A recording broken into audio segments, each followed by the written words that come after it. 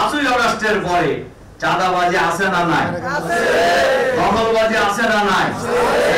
দুর্নীতি আছে না নাই? সন্ত্রাস আছে না নাই? খুনাখুনি আছে না নাই? এরা কারা করছে?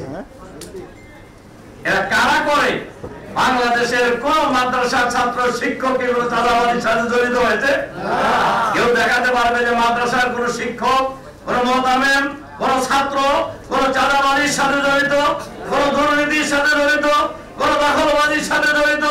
কিন্তু এই কাজে যারা জড়িত, যারা অতীতে ক্ষমতায় ছিলেন, আবার যারা ক্ষমতায় যেতে চান, তারাই জড়িত। আমি তো কারোর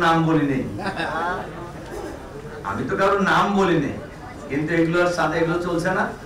ওনারা বলতেছে যদি 5 তারিখেই বিপ্লব না হইতো তাহলে পরবর্তী কোন 1 মাসে আমরা আন্দোলন করে হাসিনার বিদায় করে দিলাম। আমার আসলে খুবই আশ্চর্য লাগে। আমি কথা বাড়াবো না, আমাদের একটা মিটিং আছে। যিনি এটা বলছেন,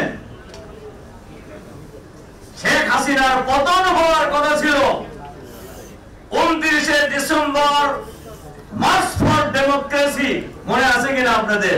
2013 সালে লক্ষ লক্ষ মানুষ এই ঢাকায় এসেছিলেন, গাড়ি ঘোড়া বাদ দিয়ে ভ্যানে, রিকশায়, নৌকায়, হাইটে লক্ষ লক্ষ মানুষ ঢাকায় এসেছিলেন। সবাই জানে আজকে হাসিনার পতন হবে সেদিন, কিন্তু সবার ফোন বন্ধ ছিল। তার তো ওনার ফোন বেশি বন্ধ ছিল, একজন ওনাকে ফোনে পায় নাই। আমি ফখরুল সাহেবকে জিজ্ঞাসা করছিলাম যে আপনার লোক কই, ফোনে তো কাউকে পাই না। ওই বালুরটাকে দিনের কথা বলছি কিনা বুঝছেন তো আপনারা? ওগুলো আমরা বলতে চাই না কারোর ব্যাপারে।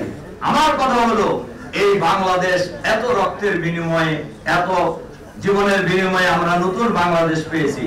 এই বাংলাদেশের সুন্দরভাবে ঢেলে সাজানোর জন্য মৌলিক সংস্কার করতে হবে, মৌলিক সংস্কার করতে হবে, গণহত্যার বিচার করতে হবে। এই যে মানুষ আজকে যে খালিদ সাইফুল্লাহর বাবা এখানে বক্তব্য রাখলেন, উনিও চোখে পানি ধরে রাখতে পারেনি, আমরাও চোখে পানি ধরে রাখতে পারিনি। আপনারা এগুলা ছাড়া যে আগাইতে চান, সাইফুল্লাহকে ফিরিয়ে দেন, খালিদ সাইফুল্লাহকে ফিরিয়ে দেন, যারা জীবন দিয়েছে তাদেরকে ফিরিয়ে দেন।